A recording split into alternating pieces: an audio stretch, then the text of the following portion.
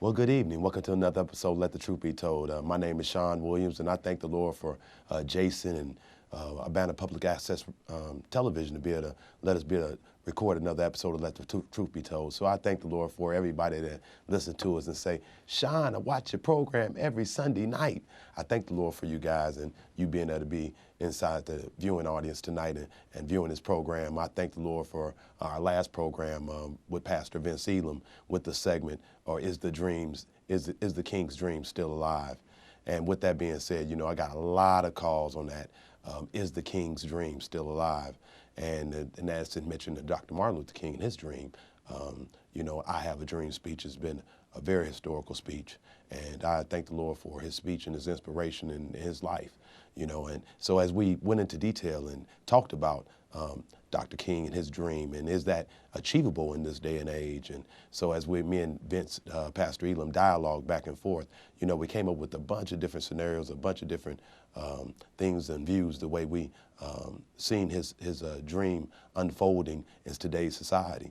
And so we with all the great accomplishments that Dr. King was able to accomplish and the things that he instilled into our communities and the legacy that he built, we have came a long way in a lot of his in his envision of the dream, but I think we have a lot of room where we can work on a lot of different things. So as we came up with it, me and Pastor Elam talked about, sometimes all dreams aren't very happy, and so this dream right here is starting to unfold into a nightmare. And as we start the dialogue back and forth, me just keeping it 100 and real across the board, letting the truth be told, we're going to go into some dialogue, and all of our dialogue is meant to be inspirational and productive and to inspire other people, but not everything is going to be good for us. So some things that we might say be our own personal views and opinions,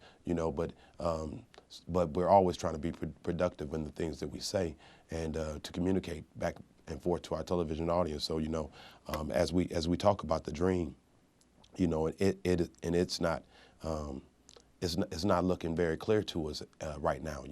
As we talk about that dream, and I'm no biblical scholar by no means. But as we got to talking about and dialoguing about the dream, and then Pastor Elam went into talking about tithing, with churches more involvement, because we talked about solutions. How can we make this dream achievable? And so as we talked about the solutions, he moved into a dialogue about tithing and who should tithe and where should you tithe and how much should you tithe and things of that nature. So we got a lot of conversation, a lot of feedback. A lot of local ministers called me, a lot of community members called me on that last episode. And this is just the views and opinions of Sean. This for me, what I do is blessed is a cheerful giver, and whatever he may or she may give. And so trying to spread it around, being the owner of a business and not having that many businesses, we are often called and asked to do various different things for the community and people throughout the community.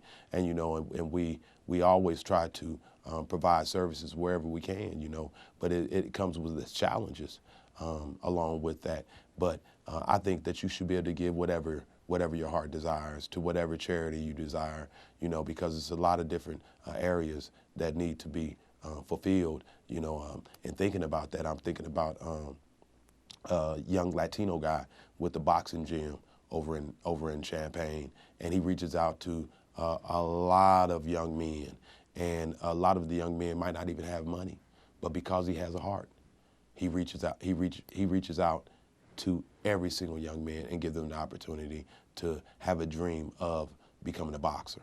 And so I thank the Lord for that young guy, and I just wished him all the best success with his program. And so I thank the Lord for people like him that's out there in the community that's trying to make it just make a difference wherever you can in the area you can, and so I thank the Lord for that. As I think about a lot of the programs, and I think a lot of social media and television. I was the other day was watching a television segment of Steve Harvey's television episode on television, and so and when I was watching, it was a segment that was on the gun violence that's going on in the Chicago area. And his whole audience was compiled with victims and victims' families and loved ones and community leaders and even national leaders that were part of that audience.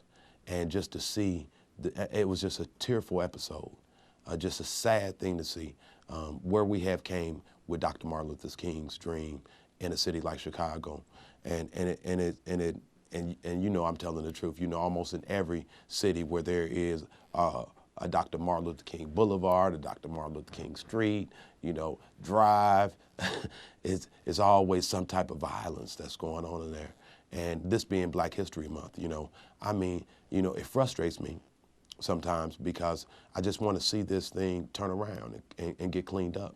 And so as I listened to the testimonials and all the information that was shared, and Steve was very vivid in his speech and the way he you know, just facilitated that audience and them letting them be able to express themselves. And it was a few things that really stunned me during that whole segment, and I recorded on television. And I thank the Lord for the new technology that we have, because you can go back and you can revisit that episode once you record it.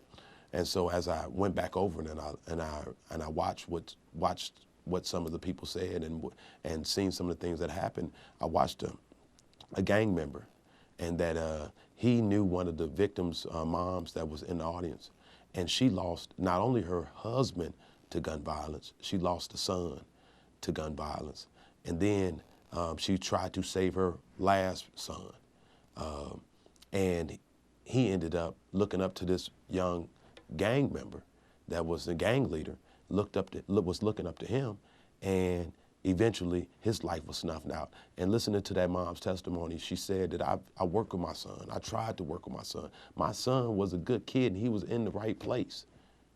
This particular last son was trying to be, she said she took him to church. She did all kinds of things. So you can reach out to your kids, you know, and just some of these things, we got to do more. We just got to do more, because you can be protecting your kid the best way that you know how.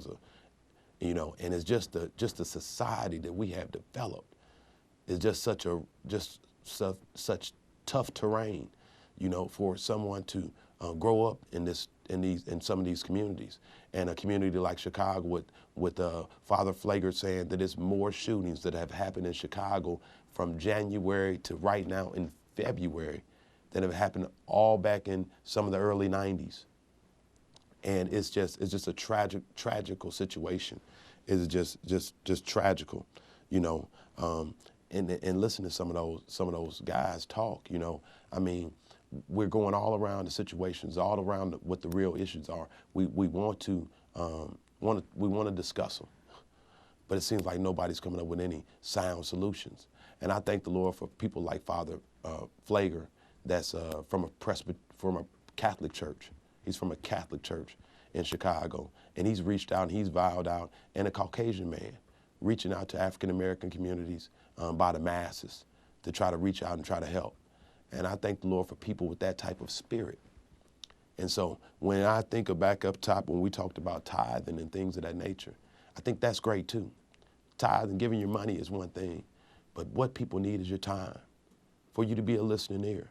Some of these guys that they've reached out to, and it mirrors guys that I know in this community, you know, guys that I've just spoken with, you know, it mirrors those guys.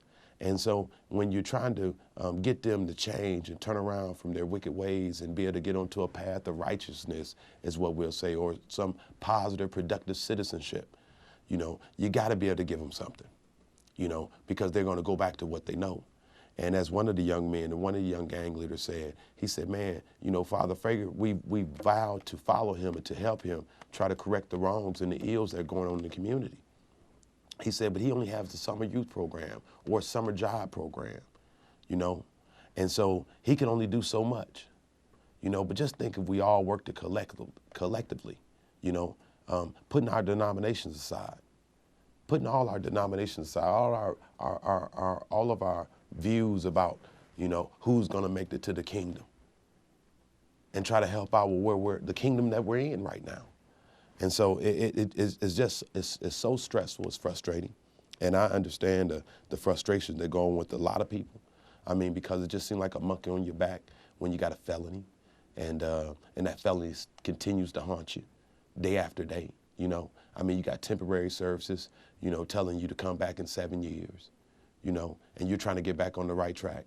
You're trying to get back what the devil then took from you, and it's frustrating and it's tearful. You know, I've had guys literally, and it's hard for guys to cry with other guys, you know, because our pride is so strong, you know, and to tell somebody your story. But I've had guys sit down and tell me their story, you know, just watching families, you know, just crumble because of the fact of what policies and procedures are been put in place, and they're in stone, like they're just inbred forever, and like we can't change them, you know, and go against the grain, you know, and really, really, really try to reach out and try to pick a guy back up by the bootstraps, you know. One of the guys said,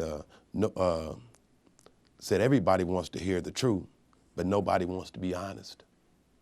And that stuck with me. That stuck with me for the last few days, you know. Said everybody wants to hear the truth, but nobody wants to be honest, you know. And we like feel-good messages. We love feel-good messages. We go to church for feel-good messages. You know, it kind of twists us and turns us when somebody says something that might be in our back door, stepping on our shoes, you know, and we're pretty much, you know, sometimes somebody might say something, we might not go back there anymore, you know, or we'll change the channel if we hear somebody saying something that we don't like. And that's the most unique thing about us, is that we all are different, but we all are common too. We all have so many commonalities when it comes down to family and raising family and family values and things of that nature, you know. So we're all common. We all have some things like we're U.S. citizens, we're Americans. And, you know, and when I listen to daytime radio or I listen to some type of daytime talk or news or something like that, it's so many things that are dividing us. I mean, the devil has made his way into every single nook and cranny to keep us divided. So whether if it's about the presidential campaign, or whether if it's about, do you like Trump, or do you like Hillary Clinton, or whatever the case might be, you know, I listened to a speech, State of the Union speech by President Barack Obama, and big shouts out to the president. I'm so proud of him, you know. But, you know, it's almost, he can't say anything right. I mean, he talked about peace. He talked about unity. He talked about working together. He talked about change. He talked about historical principles that this country was built upon, you know, and for a lot of guys like myself that went into the military not knowing, you know, whether you're going to make it back home to your loved ones or not, you know. I mean, so many of these things have been embedded into us, I mean, deep within our hearts and our spirits. We live it every day. And so, I mean, and so when I listen to a lot of this type of divisionary talk, it just lets me know, it just reiterates, you know, how our country, you know, it's almost what JFK said, you know, it's not what you can do for, it's not what your country can do for you, it's what you can do for your country. And how many of us can ask that question to ourselves? How much are we doing? Are we more of the problem? Or are we more of the solution?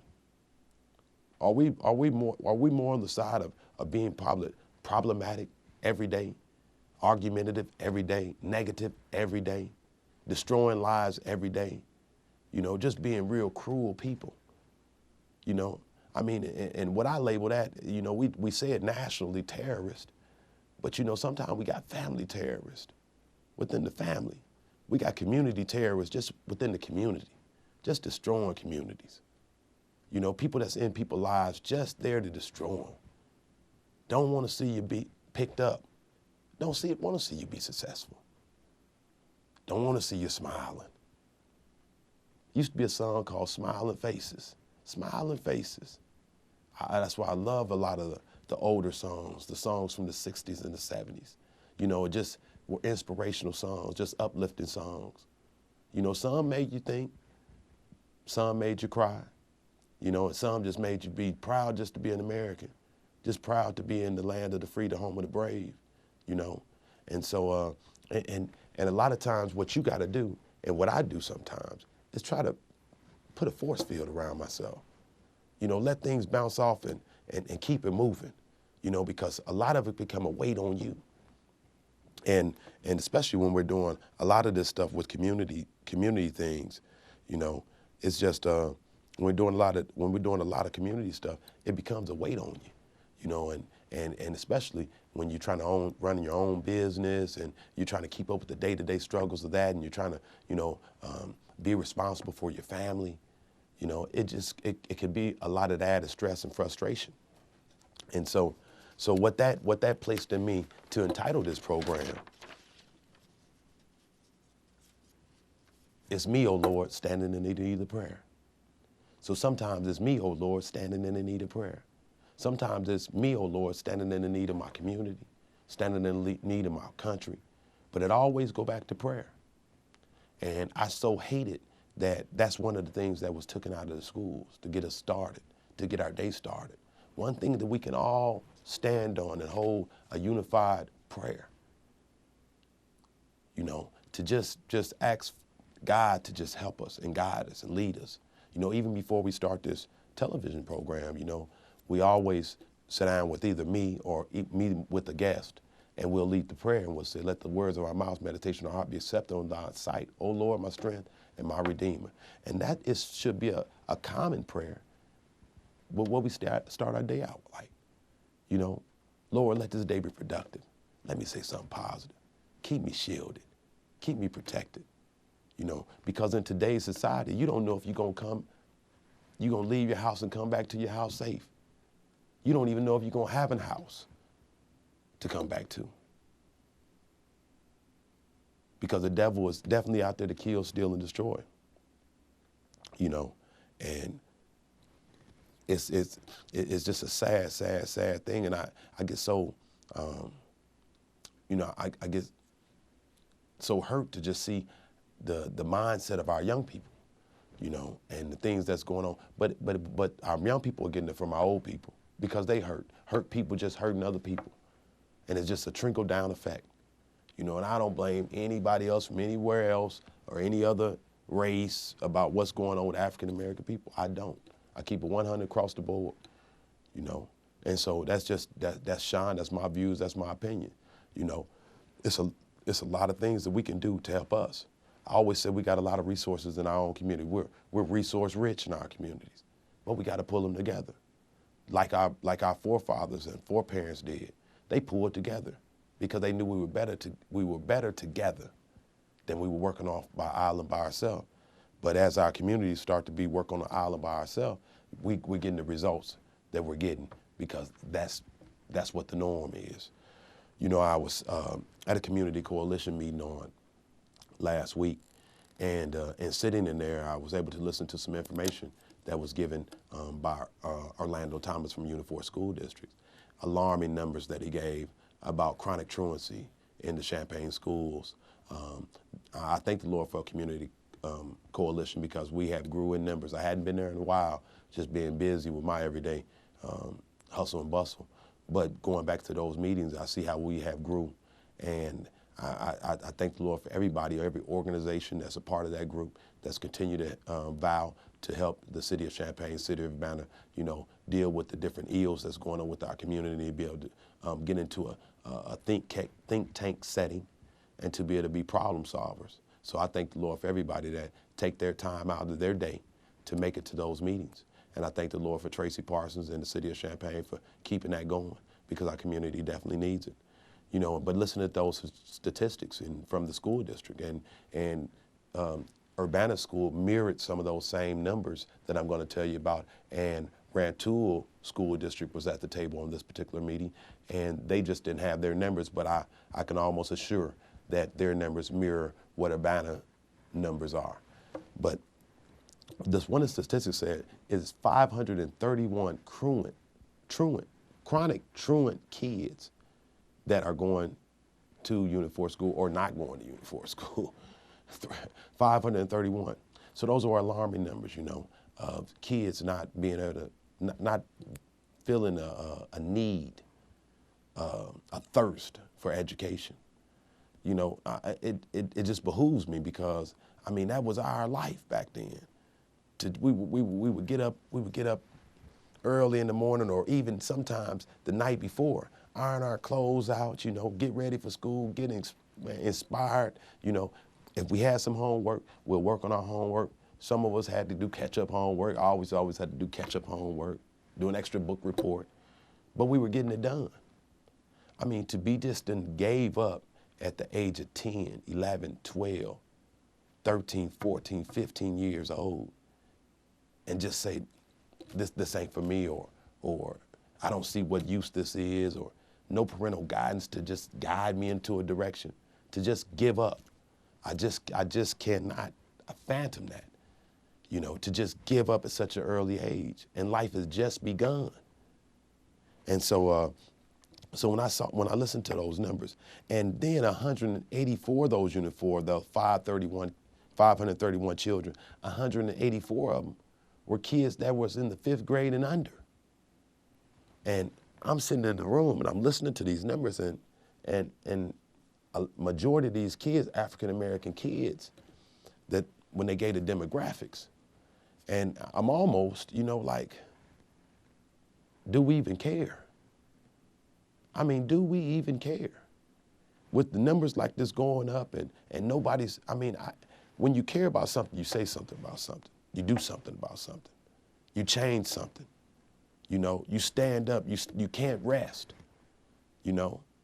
I know when something's going on in my life or something that's going on, sometimes I'm restless. We ought to have a restless community because we got these alarming numbers, and these are with kids. You know, I've talked to many people and they say, well, grown people are responsible for grown people and they can do what they want to do and live their lives and things. Yeah, you're right. But children, 5th grade, 10 years old and under, that goes to me that it's a severe parental problem.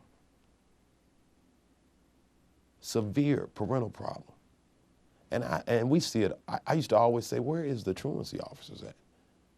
I mean, we had truancy officers back then. Then we had people that was just responsible people in the community that knew you should be in school and that knew your mama, knew your daddy, knew your grandmama, knew your brother, knew your sister, your uncle, your cousin, that would just check you or tell you their story or tell you the road that you're headed down, you know, and just gave you that tough love.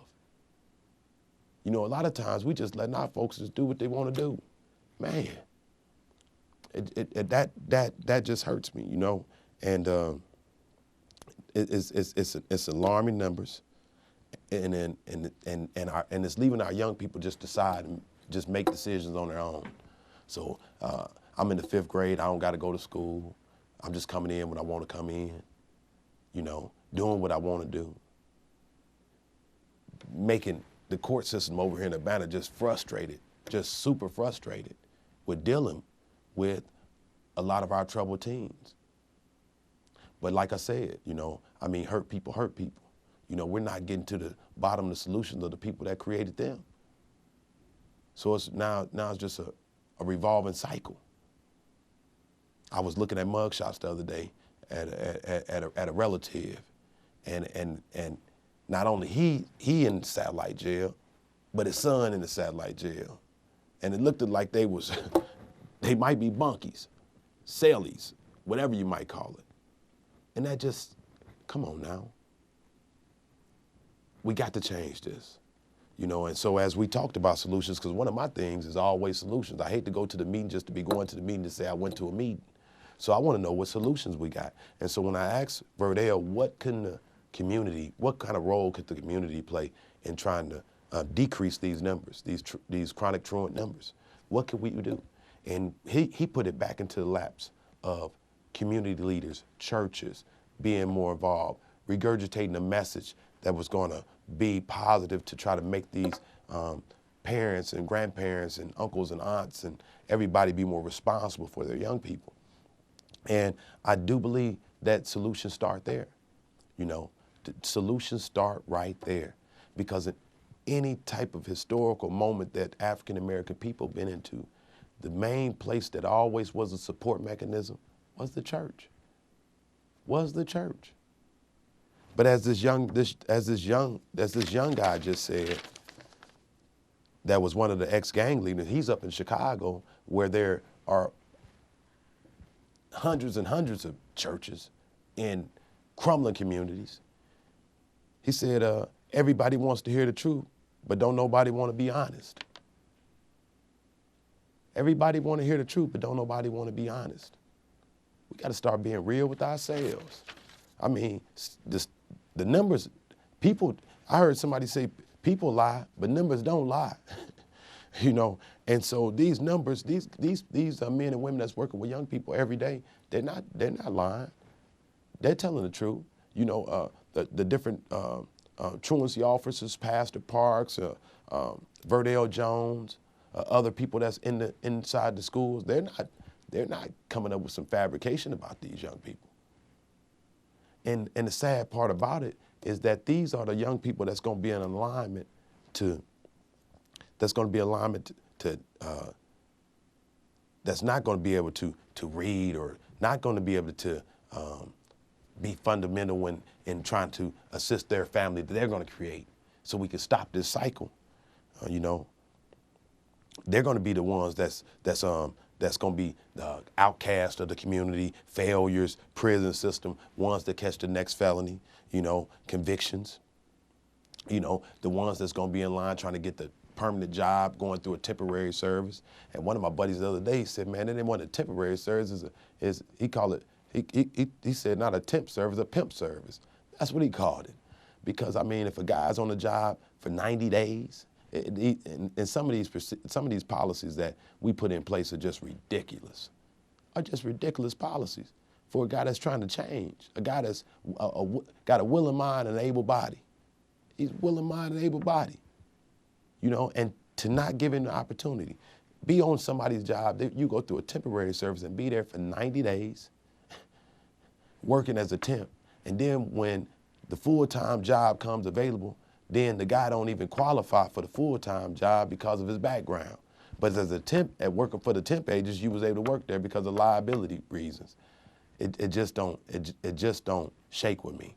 And so that was one, I just had to ramp on that because of the fact that we got guys that's trying to get on the right track. And then coming to those brick walls, that's unsettling to me too, you know. But, you know, one of the things that one of those gang leaders was able to say was that if we don't put no programs in place, we don't have something, we don't do a Marlon Mitchell and have a reentry program, you know, something for them to do once they get back from incarceration or come from this failure or from this broken system that's already been set up in place, because clearly something is breaking down within these school systems, these family systems, this community system, you know, the societal system. Something's breaking down when we're getting these type of numbers. So if we don't come up with something in place, then that's why we have repeat offenders. And that's why we had a violence that continue to happen. You know, the burglaries, we got so many, we went into a dialogue with some of the chiefs about the burglaries that were going on. People gonna eat. People are not just gonna, it's called survive, it's called being desperate. And through desperation, people do desperate things. Some things we want and some things we need. But they're gonna get them some kind of way. And when folks just get desperate and they you know, you got all this, there's so many different things that's ingredients to the mess that we're in. There's different ingredients that are poured into the societal mess that we're in. You know, whether it's drugs, alcohol, prescription drugs, you know, illegal marijuana, legal marijuana, you know. Everybody's trying to pull their weight, you know, which, you know, if I say go right, then somebody else say go left. Nobody wants to politically go down the middle and try to see what's right for people and for our nation to be able to grow, you know. And so we're coming down with the breakdowns that we're having, and what our young people are doing, you know, they're doing, like tonight, we got a young guy coming from Chicago named Lil Durk, and he's coming with a concert that's going to be at the Canopy Club tonight, and you know, and so one of his main lyrics to one of his hit songs said, "This ain't what they want." you know. And by him saying this ain't what they want, you know what, anybody that challenge, this ain't what you want. You know, anything that go frustrating to him and the people that's with him, this ain't what you want. You know, and so we done built this toughness up about ourselves as young folks. You know, this toughness, you know, and this instant celebrityism, this instant gratification, you know, being famous just overnight, you know, and everybody want this instantaneous, you know, being famous, you know, celebrity, just overnight. And so, you know, what I call is a temporary gratification, you know, just temporary, something that's fly by night. There's nothing sustainable. So what a lot of our young people want to do is be rappers, you know. Almost any young person you talk to want to be a rapper or want to be a NBA player or NFL player, and, you know, and probably half or 1% of them even make it. To even probably less numbers than that. Probably less numbers than even that. And now you got all these one-hit wonders, and these type of guys, they're rapping about the frustration they're going through within their own communities, you know. And so we're regurgitating this here, and we're telling it to other folks, and so that's what he's coming out with this message. This ain't what they want. A hit record within Chicago and the rest of the nation, you know. And so, I mean, it's no more songs out there talking about love and happiness and healing and loving on each other, and, you know. And so, I mean, the type of songs that we had to just mend us and mold us and heal us, you know, it's not out there. And so, you know, we just have so many challenges ahead of us, just so many challenges, you know, as I look through, you know, just challenges through our community, and just the breakdown of families and relationships, you know. I mean, divorce is on an all-time high, you know, just an all-time high, just what that family looks like, you know. But and it's starting to change what a family looks like. What a family look like, you know. Family Matters on television kind of give you the ideal of what the family's gonna look like. But, you know, just getting away from what some things are, you know. I listened to a sermon by Pastor Johnson. He said, what are you built upon, you know? And one of those things is what he said, what are you built upon? Because whatever you're built upon is going to be the things that sustain you, you know. And so, you know, the training that you went through, the upbringing that you were brought up and through, you know, the morals, the principles, values that you were taught, those are the things that's going to sustain you, you know. When you didn't want to go to church, you know, but somebody felt enough, you know, and that had enough to say, hey, look, you ain't finna sit and watch television tonight. You finna come on and go to church. And I thank God for those people that pulled, you know, people, because you planted seeds. You planted seeds, and not just church, community events. You know, that's not just the silver bullet. It's just bringing somebody to church. You know, because we can have chaos going on right there in church. A negative environment right there in church. Somewhere you want to run from right there in church. It's called church hurts. And a lot of us done felt them. A lot of us done felt them, used and abused right there at church. So it make people run to other different stuff, you know, trying to find what they need. And sometimes some people just give up on what they need. You got more men sitting at home watching NFL, NBA on a Sunday morning. You know, we got more crumbling communities throughout this whole nation, right around the church. And I'm just keeping it 100 across the board because this program, Let the Truth Be Told. And I'm just keeping it 100 across the board, you know. And I love a lot of our leaders and things of that nature, you know. But it's a lot of things we got to do more collectively. We got to come together to sacrifice a lot of this other stuff, because our people are crumbling. You know, our nation's crumbling. You know, so it's so much division. You know, it's so much division. And I talked about it even with the president. You know, so much division. Even with our local government, so much division. We haven't came up with a balanced budget in 9 months. We done lost so many different programs and things that help people grow, and we just And we're starting to just get immune to it, just being able to deal with the everyday hustle and bustle without having it. But what I've always recommended to people, you know, when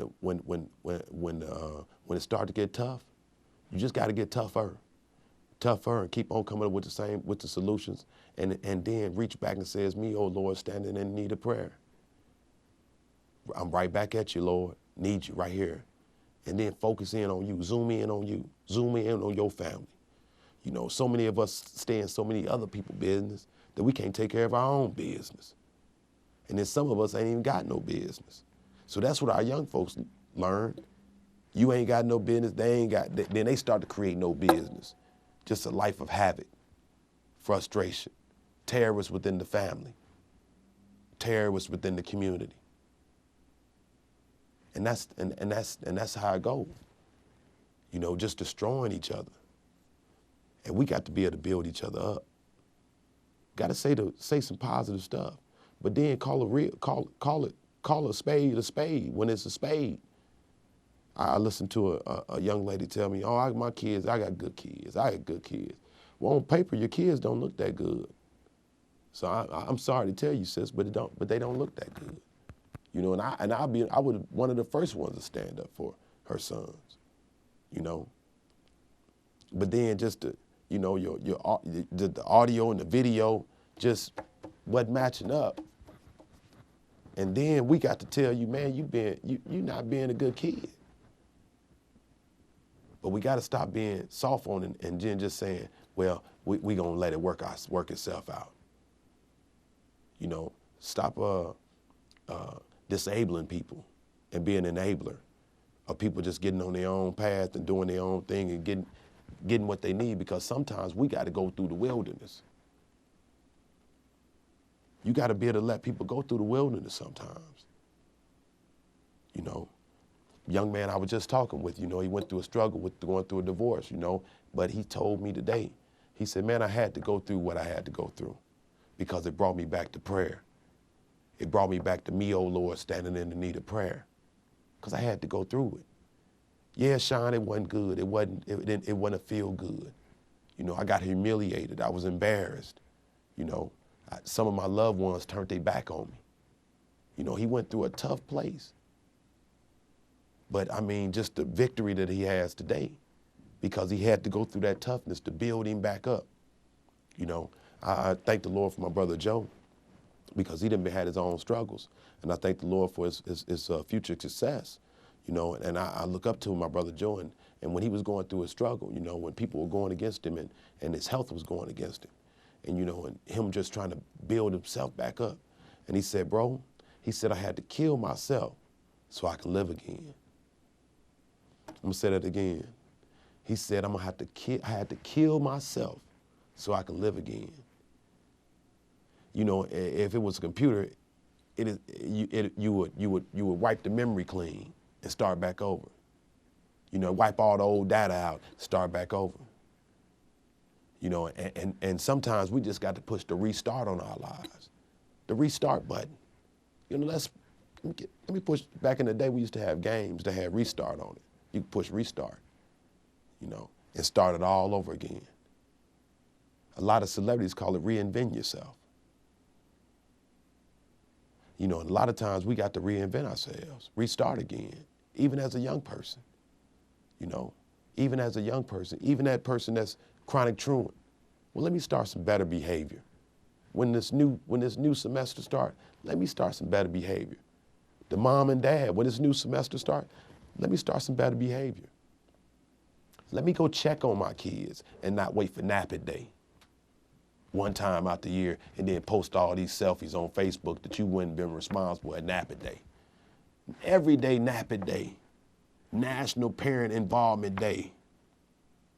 If you can be around your kids, because ultimately it's you that's responsible for their education. Not somebody getting paid $40,000, $50,000, $60,000 a year. Yeah, they got a responsibility and a duty, but they got a duty for maybe 120 kids. Each one of the teachers. And I mean, what are you part of the problem? You're gonna be part of the solution. It ain't no two-way street, and it ain't no rock the boat. It's either part of the problem or part of the solution. You know, and just dealing with just the ultimate destruction of things. You know, it makes me so serious about a lot of these issues, because I cry at almost every funeral. At almost every funeral, especially when it's young folks.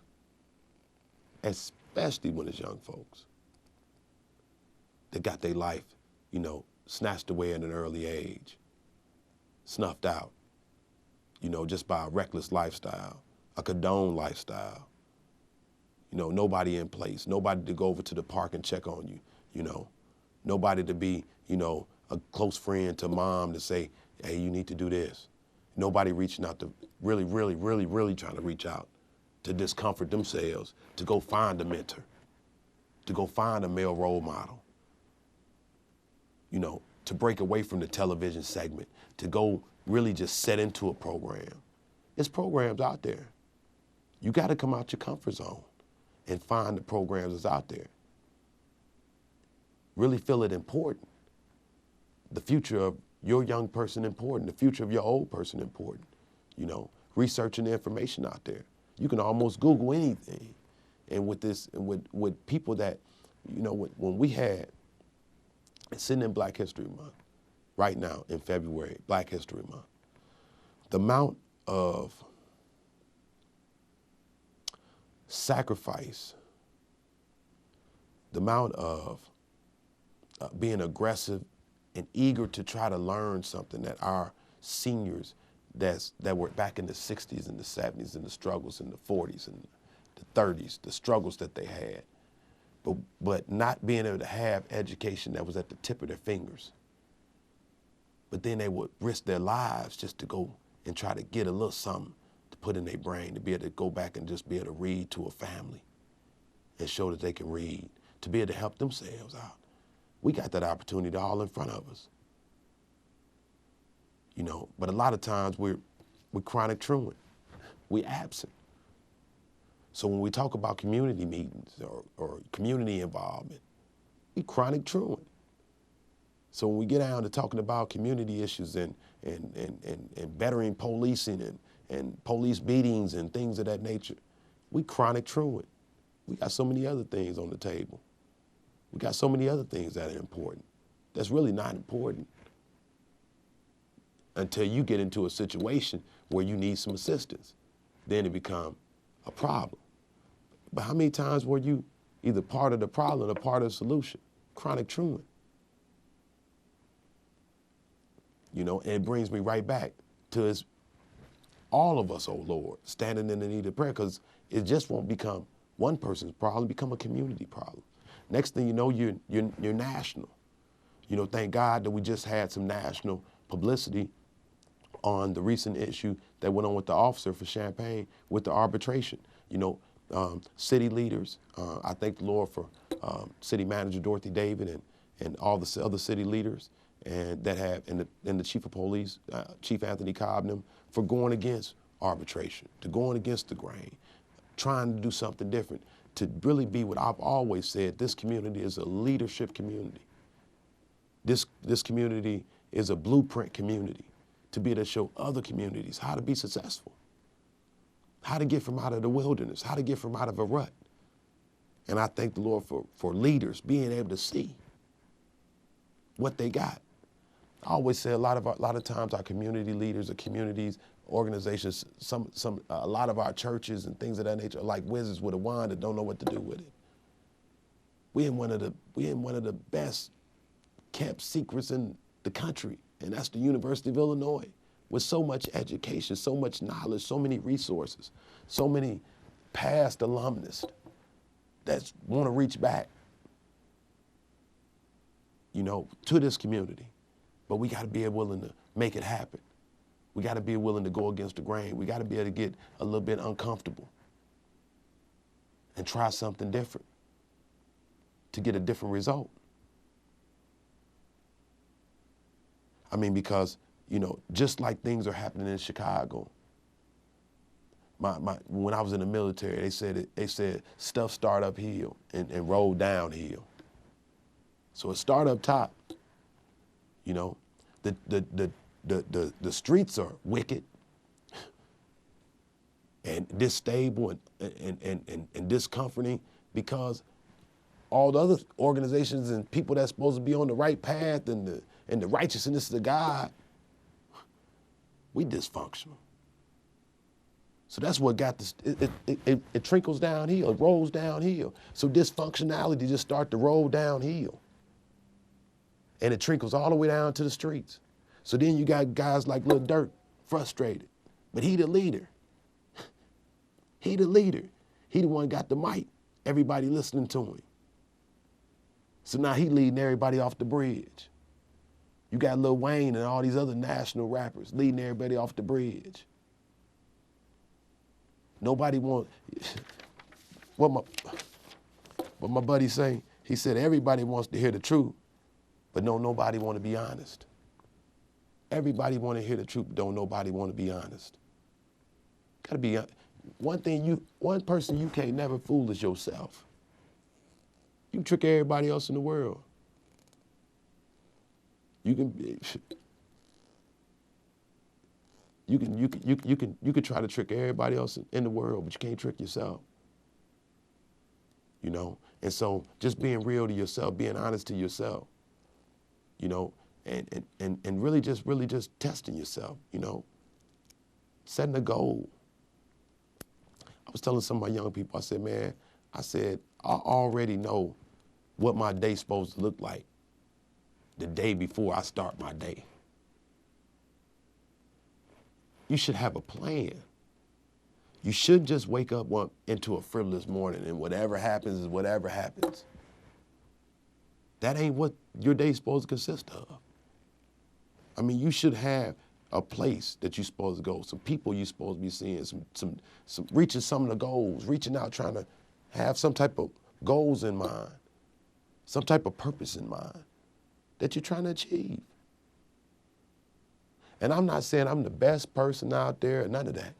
What I'm telling you is what I tell myself. What I'm telling you is what I tell myself on a daily basis, to reiterate within myself. And that's just how it go. You know, I thank the Lord for everybody that tune into us every Sunday night. I know a lot of this stuff, man, ain't really popular. You know, a lot of this stuff ain't popular. We always like to hear the good stuff. I know a lot of times people say, well, Sean, you're always talking about negative, you're talking about this stuff. I'm calling it like I see it. You know, everybody want to hear the truth, but don't nobody want to be honest. I'm calling it like I see it. And when I see folks just on the road of destruction, somebody got to say the bridge out. The bridge out. You know, let's try not to get over in the banner. People frustrated over there, man. Overworked. People, we don't have enough people that's going over there trying to even save folk. You know, no programs in place. Anytime I got, you know, state's attorney or people that work for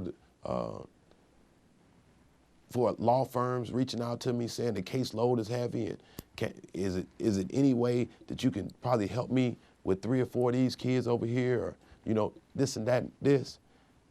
Man, people frustrated. And then they trying to run their own lives. Why should we push so much heart and headache on somebody else? You know, let's try to gel this community back together so we can be that blueprint community that I know we can be. You know, before we get off the air, I wanted to just give some inspiration during the Black History Month. You know, so many people have paid the way for us. So many different people have sacrificed and came up with so many great things. I just wanted to let you know a few of these people during Black History Month that have paved the way, that have created different things, that were great entrepreneurs. You know, and I get inspired by entrepreneurs because it's people that go against the grain. And so when people told you couldn't be nothing, you ain't gonna be nothing. Your situation said you ain't gonna be nothing.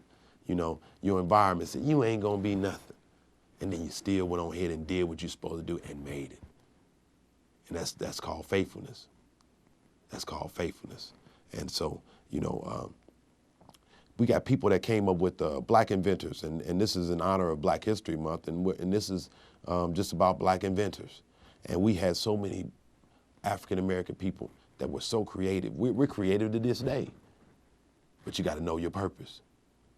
And whatever you love doing, that's probably where your purposes lie. Whatever you love doing. So we had in 1949, we had a guy that came up with the air conditioning unit. Frederick M. Jones, he came up with the air conditioning unit. The Almanac, Benjamin Banneker, back in 1791. Auto cutoff switch, Grantville T. Woods, back in 1839. Auto fishing device, George Cook, back in 1899. A baby buggy, William H. Richardson, in 1889. The biscuit cutter, I was a cook, so I used the biscuit cutter a lot in the military. Alexander P. Ashburn, back in 1875. The blood plasma bag, Dr. Charles Drew, 1945. The clothes dryer, George T. Sampson, in 1971. The curtain rod, Samuel R. Scruton, back in 1892. The curtain rod support, William S. Grant, back in 1896. The doorknob, Osborne Dorsey, back in 1878. The doorstop, Osborne Dorsey, he came up with two in 1878. The egg beater, Willie Johnson, back in 1884. The electric lamp bulb, I don't know what that is, but it was Louis Littmer back in 1882. The elevator, things we use every day, Alexander Miles, back in 1867. The eye protector, Powell Johnson, back in 1880. The fire escape ladder, Joseph W. Winters, back in 1878. The fire extinguisher, Thomas Marshall, back in 1872. The folding bed, my mama had folding beds for years, Leonard C. Bailey, back in 1899. The folding chair, Nathaniel Alexander, back in 1911.